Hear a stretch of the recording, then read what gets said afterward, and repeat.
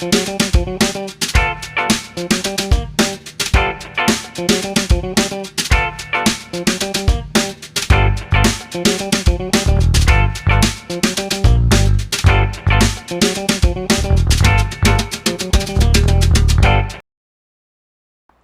to the very first episode of Voices for Change. Today you have Juha, Jack, and Trevor to dissect the different changes made by the Department of Education and explore its effects. How are you guys doing today? I'm doing great. I'm doing great. How are you? Good, thank you. So yeah, I guess a quick overview of what we're going to be doing. We're going to start off, just talking about our general thoughts. We're going to cut to an interview with Ms. Ross, who is the head of school and the public education class, and then just give us some results from surveys that we conducted, just data from general research, and then just give us final thoughts. And Yeah, and then after that, we'll be sharing like our final thoughts on this topic and kind of what we believe and what we think is right. That can be it. So let's get into today's episode. Yeah, so the recent changes in the Department of Education was pretty heated up recently. It's pretty controversial, and whether it will help or not, it will impact schools at all levels of education. And the administration recently made DEI cuts to government agencies, which causes the education system to be affected greatly, causing student suffering, yeah? And these new laws passed that were tolerated by the Supreme Court. It's just like a red flag because the Supreme Court is letting such laws be abolished. It made some policies, DEI policies created by some schools, obsolete, essentially meaning that these policies are expired or out of date. Which causes identity, which is like the central kind of thing of DEI policies, to be taken out of schools, which strips the uniqueness of a student's character. So we'll dive in more deeper into the pros and cons of the Department of Education changes and its impact. Like Trevor mentioned, let's examine some survey results from public school teachers, students, and parents so we can get some diverse perspectives onto this controversy. So I think that before we start, we should definitely begin with some very key info. So recently, the Department of Education has caught many people's attention because their new policies have seemed to be kind of problematic. Yeah. Right. And I would say that this is specifically the funding cuts that have already started to make many big impacts on many programs in the US. Yeah, and whether it really helps our public education system or not, it will impact at all levels of education, whether it's pros or cons. And these administration's DI cuts to government agencies left the education system affected greatly, causing student suffering. And these DI cuts were tolerated. These new laws passed that made the DI policies, creating the policies made by some schools obsolete, essentially making them expired, out of date, were tolerated by the Supreme Court, which is just kind of like a red flag that they're tolerating the abolishment of these things. So yeah, what other funding programs do you think are being affected? Yeah, so I guess touching on what you said, it's definitely affecting student aid, DEI programs, and just other support services for people. I think that we have to talk about how these changes will actually affect people on campus. So this is going to affect schools, how they get resources, how quickly they'll be getting resources, and for what purposes they'll be able to use these resources for.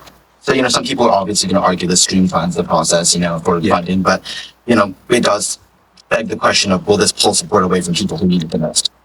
Yeah, and definitely it's reorienting the federal fund towards school choice initiatives, which essentially means programs or policies that allow parents to choose schools for a child irrelevant to their location or a nearby school. And this department's direct authority over private schools is limited, private schools such as ours, but these changes definitely influence them indirectly through funding streams, civil rights enforcement, and reporting requirements. And these reporting requirements, the decrease in the emphasis on this, might cause students to feel less safe because some DI issues that might occur at their schools might not be heavily considered by the upper board.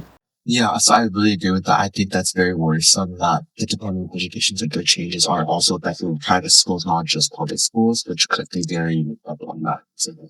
So I think we should center today's podcast on just a few big issues, right? So first, how will the Department of Education changes affect students that rely on this potential aid programs? Second, how will the changes affect the teachers and their everyday lives? And third, who will be hit hardest by the cut to these programs? Right? at all levels, like K-12, community college, and everything.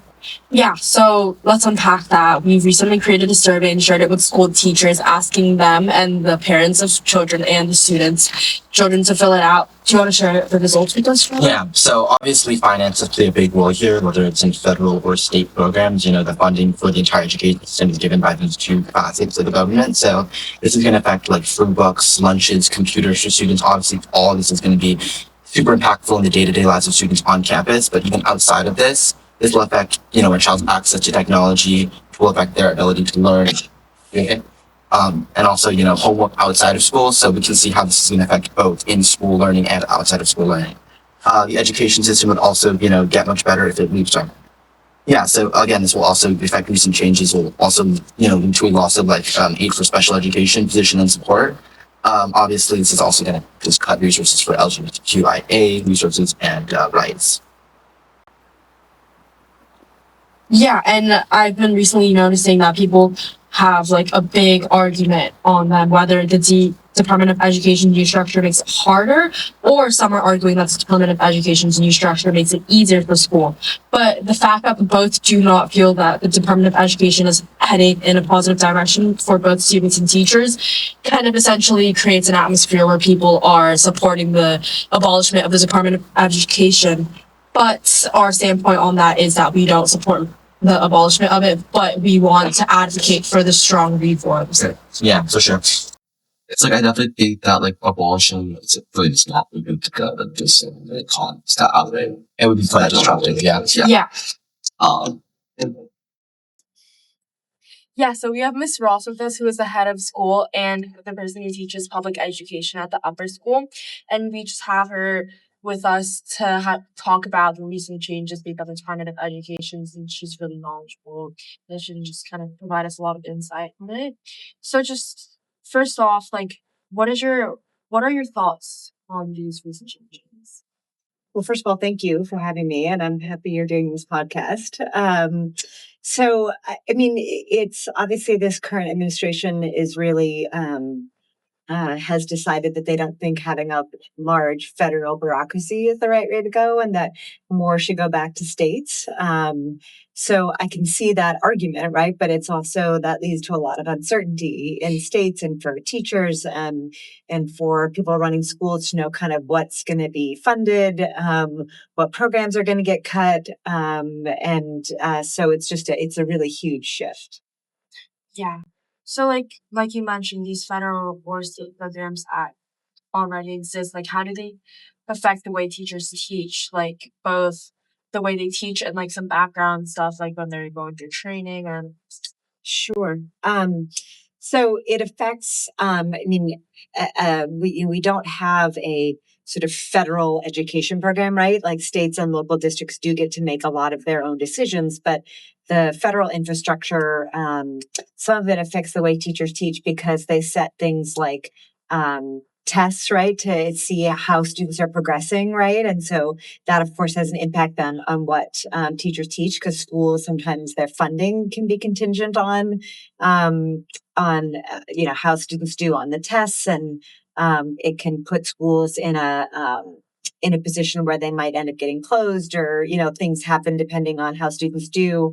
And then, of course, there's training, right? Like, how are they trained, and what are they allowed to teach? And the administration has made they've come out with some guidance on teaching the things about sort of gender and equity and race, but the new guidelines they set are pretty they're not very clear. So I think it's having an impact on teachers and districts kind of not really sure how they're supposed to respond, or are there particular classes they need to change or content they need to change, right? So it can have an impact in a variety of different ways. yeah, and kind of expanding onto those equity issues you mentioned and how like it can be kind of create sort of like an imbalance on like some states are teaching in a particular way while Right. some states are kind of teaching other topics like, in other ways. How do you think like these equity issues that might occur, or like do you think they have more potential to occur or happen of these recent changes, and like kind of how when these things happen they report it to the upper board, the Department of Education, and how those things. Well, there's So, there's sort of what's taught, right, curriculum, but also I think backing up the, there have been, federal legislation and things that have happened that have allowed all students access, especially kids with disabilities, right, or kids in low income areas to have additional funding that is set by federal mandates, right? And I think one of the major worries is without the federal education system, if there are issues, inequitable issues, will there be anyone to help ensure that that things get fixed, right? So I think that's kind of a big question. And then in terms of the sort of what gets taught, certainly, we're going to have, I think, increasing differences, right, based on district and state. I mean, there's also the other question of funding, because some states are passing rules allowing, which the federal government supports, but allowing people to take money and have a family choose to go to a charter school, or even in some places a religious school, that takes money away from the public education system. So there's, I think an argument to be made that there's a benefit, right? That everyone, perhaps, whether they have, a lot of money to be able to go to a private school, like whether everyone should be able to choose, right, what kind of school you go to. But at the same time, that also means, again, the broadening of what every student is experiencing is getting, it's very hard to know kind of what everyone in the country is getting in terms of their baseline or the breadth of what they're learning. Because I think states and districts are reacting to the changes really differently. yeah. And just kind of beyond just reporting about these issues or tracking the schools of these students and what's going on, just kind of in general, communication, decision making is already kind of not the most productive state. And do you think these changes make it harder? I do, again, because I think there's so much uncertainty, right, about what it means. And because, I guess what we hope, right, is that you get really good structures at the state and district level, right, that allow for schools and districts in making really good decisions, right? But I think without sort of general sort of federal guidance or consistency, I think that can make communication harder, just because people aren't sure what to do, right? Teachers aren't sure what to do. Districts aren't sure what to do. And because they're not sure where funding is going to get cut, right? Or if other administration is going to come out with any other guidance, right? I think it's sort of putting everything in sort of in limbo, right? So I think that's making communication even harder, especially because the federal Department of Education, I think a lot of people and offices that states and districts used to reach out to aren't there anymore. Yeah. I think they're just not sure what to do, right? They're not sure where to look for the guidance or what to do. So I think so whether or not at some point it could get better, right? If this new system works better, but I think right now, I think educators are really nervous. Yeah, because I totally agree. Because people are kind of saying, since state governments or the state controls a bit more local and more accessible, and it gives them more independence, right, to deal with the education, but with the responsibilities that they're assigned with right now dealing with education, based on our tracking of what was going on, it's not very clear that they're making positive progress. And with the current responsibilities that they're not able to accurately handle or in the best way, if they had even more burden added on to that, then they're not sure how it's going to work out, in what direction it's heading, especially when the funding is cut. Yeah, There's 500 million grants cut from DI programs. That's a totally big amount of money that's cut. right. And Yeah, there's a lot of people who being laid off their jobs or potentially being cut off, or and with the government shutdown too, everything's just getting raised. Yeah, and I think especially for programs, again, for low income kids, and if you look at statistically, groups of race and ethnicity where there's been less persistence in the high school graduation and college, right? There's been a lot of money targeted trying to help, right? Try to help those inequities get solved. And so with a lot of those funds being pulled off, right? Then are we going to see, again, it's very early to tell, right? It leads to a lot of fear and confusion, but are we going to see things get even worse in terms of the inequities in our country, in terms of persistence towards graduation and opportunities for post graduate education or trade school, or kind of what's going to happen. It's very hard to see. Yeah, it's like kind of becoming a situation where it's a bit more leaning towards private institutions, like public schools, special education. Yeah. Kind Well, of. and that, I mean, special education, and I think before the IDEA Act in the 60s, wasn't even, kids with disabilities weren't even essentially guaranteed the ability to go to school, right? And be able to thrive. And that was huge, right? And I think there's a worry that if you're cutting special education programs and support for kids, losing the ability for families to get some help if things their needs aren't being met, right? All of that, that's a really concerning piece as well. Yeah, and like overall, like the Department of Education is just like a really significant topic for us, especially for us students, because it's like a really important factor in like whether we get to thrive in education or not. Yeah. With the education, and like as we grow up, like we're gonna become adults, and essentially the students are the future of our country and like of the world, and students all getting a strong education is critical to democracy, right? And so that's sort of the question. I think, again, you can understand philosophically giving people lots of choice, but if indeed that funding goes away from public education and a family can pick, an education, whether it's homeschooling or a religious education that is covering things in really different ways, right? That means you're going to have generation growing up with really, there's no baseline kind of what I said, what everyone's getting. And again, it could be good, right? I mean, maybe it's going to allow for a variety of perspectives, but I think there's a real fear that that the administration is maybe not supporting the role that public education plays in, and again, like you said, making sure that every student has an opportunity to thrive. So it's early, right? So it's hard to know. We can't project yet what it's going to look like. But I think, like I said, I think right now is the period of great uncertainty. So to wrap up, like overall, do you feel that the Department of Education, though you answered this bit by bit, is heading in a positive direction for teachers and students? And do you agree with this abolishment of like significant decrease in power that they can do? Because obviously there's a lot of uncertainty in how we're gonna tackle this, and where and with what, with who. Yeah. Like I said, it's hard to tell. Like I said, I can see the argument for, should a lot of funding be going to the federal bureaucracy, right? If there's ways to take that money and put it toward, states and districts.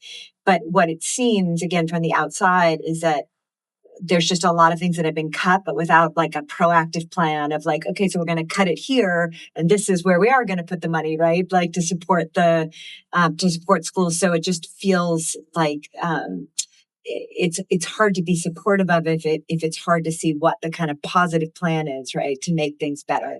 So like I said, I philosophically I could see cutting bureaucracy, but you'd want to know, well, then, okay, in what ways is it going to make education better? Yeah, like they should work on some reforms in the current Department of Education right now, because I feel like we're kind of just rushing towards distributing power to federal programs. State programs, right.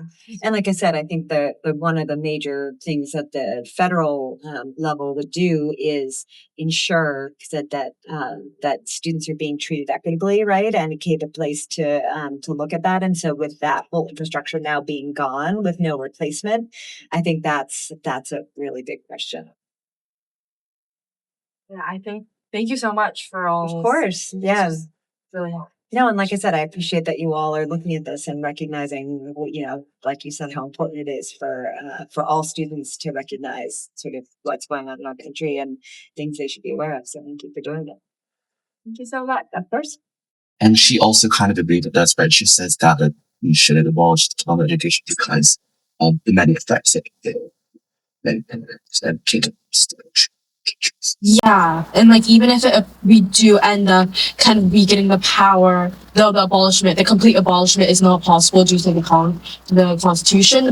And as I mentioned, this abolishment that we don't essentially support causes irreversible, very irreparable damage to initiative programs. And the Department of Education, the argument that's centered around it is not really whether it's well managed or not, but the role it serves is really important, and we should be fighting to reform the DOE for our rights and our future, as the current students are the future of our country. Yeah. And we really shouldn't throw it away because it's just not working. And of course, even after we weaken their power and distribute it to federal or state programs, the states have already shown that they can't really be trusted to manage their education well because they already aren't with the current tasks that they are given. Mm-hmm. And the Department of Education is really rather about accessibility to education, like you mentioned, like the special education and like support for it, rather than curriculum, which we shouldn't be blaming them for, rather the states are controlling over it. Yeah. And I feel like this historic push away from public schooling will push individuals into a choice for private institutions, and that will be the best for people who are underprivileged and that can't afford all the tuition from these private institutions and such like that. And as you also mentioned, there is still going to be spillover to private schools, so this is an issue that we have to look at holistically. So even if you are a private school student, understanding what this will affect you on those sides. Yeah. And these inner city schools and small rural schools will both end up doing even worse than they are right now because they get little state funding, is what a teacher says.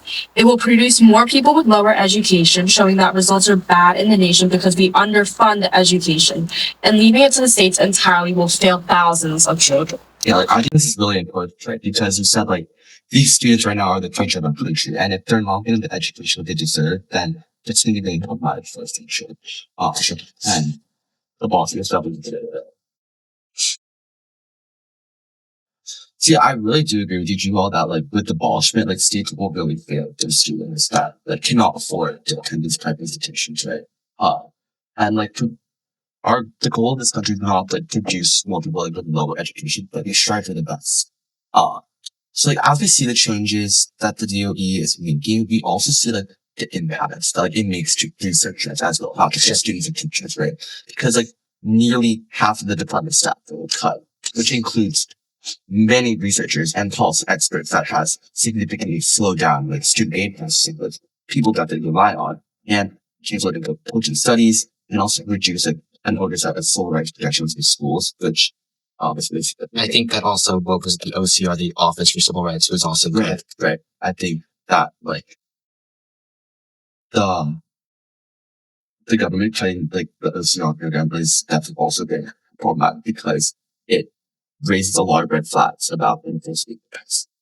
Yeah, and to add on to that about the department staff cuts, we recently had a government shutdown, and that is also very controversial, as in like people are losing their jobs, especially in the Department of Education. And even if they don't lose their jobs, they are losing their power and control over the tasks they had and whatever they were currently managing.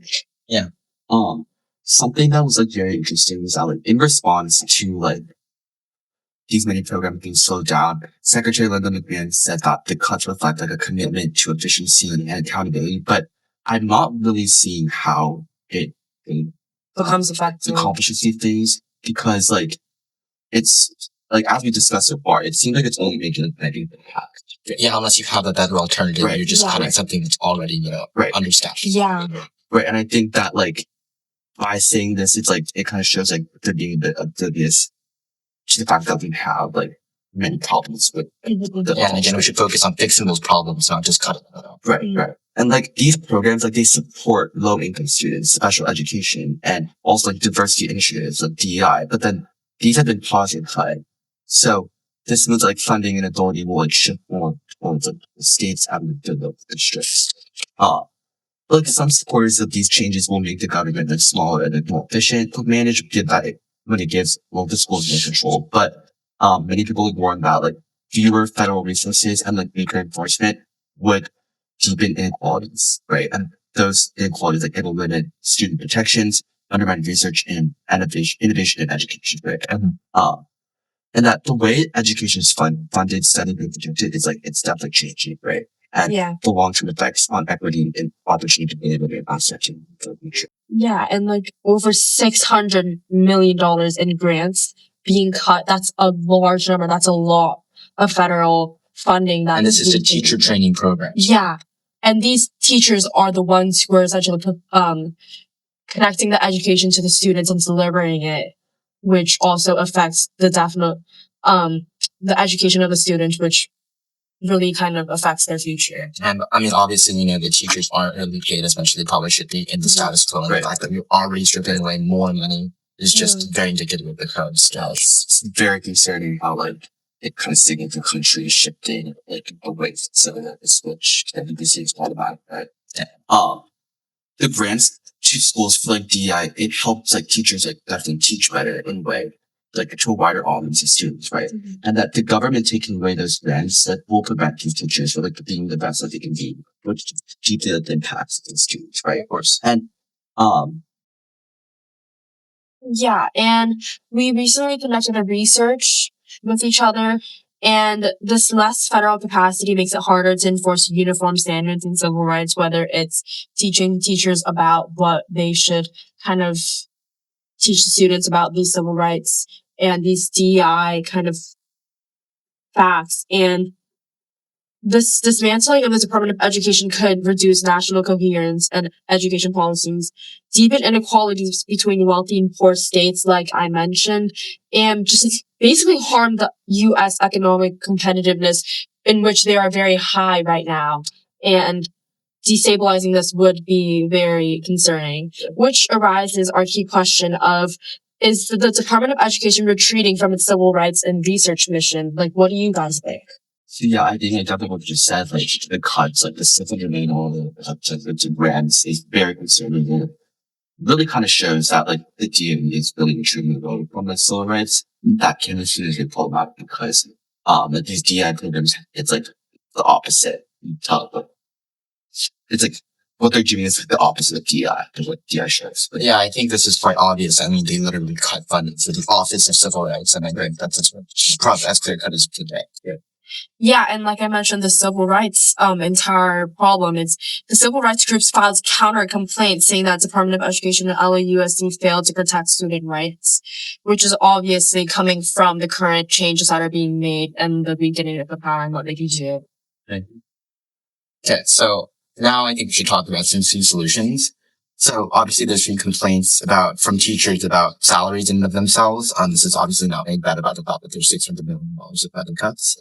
But, these are problems that you can't solve by just axing funding to the DOE. This doesn't solve anything. So, as previously mentioned, we should have a focus on a restructure, not a removal of the DOE. We can do this in a few key ways. First, I think we need to modernize and streamline the bureaucracy of the DOE. We can redirect funding to these programs to make sure that they're running smoothly and that they have enough staffing and funding that they need. Two, I think we also have to reorganize funds to ensure that students have equal access to resources. This is across the board. This isn't just, this is all students. And then three, I think we need to restrengthen some oversight. We talked about all these committees that are being underfunded. We need to contract independent analysis and research to make policy more effective. Yeah, and these people are saying, from a recent post, as a teacher, it's terribly run and useless. It has so much excess and useless expenses. Having it fall back on the states would be a great thing if taxes were relocated for that reasoning, which is an alternative. And the problem is they don't trust the taxes being relocated like that. And from the funding that is already axed, and the fact that it has so much excess and useless expenses from the funding that so little funding that we have left, that's definitely a problem. And if the Department of Education gets scaled down, people are thinking that it would raise incentives or salaries for teachers. But of course, we can't just fully trust on something that we're not really sure about. So I guess like to sum it up, we kind of believe that the DOE is not for Erasmus, but abolishing is definitely not the correct move to make, right? Because one, like it cuts programs that are necessarily DEI and the student aid processing, also like limited researchers and policy experts. So like I think that being said trouble, we should definitely reorganize the funds to secure them so that we are strengthening the DOE and not just getting rid of it. And that these changes, like, they don't really live long term for the future, right? Like, why would you make these choices? Yeah, like it might look helpful for us in the short term run, but if you think about the country's future and how the education system is gonna spread in a long term way, I agree with you on this, on our standpoint that we just really need to strengthen the Department of Education. And do you have any recommendations for our listeners? Yeah, so we'd like to encourage, listeners to act on this topic or issue. If you're experiencing or noticing anything going on in your own school district, then please let us know. We'll be happy for you to advocate with us. Yeah. Yeah, so thank you so much for you guys for being here. Again, this was Jack, Trevor, and Juha. Just dissecting down these points for you guys. Thank you for listening. Thanks to Miss Ross. Special thank you for her interview and those who filled out the survey for us. It was a great help for us to come up with these decisions and solutions. So please don't miss our next episode. It'll be about the SNAP program, and it'll come out soon. Don't miss out on our next episode. Topic will soon be posted on our social media.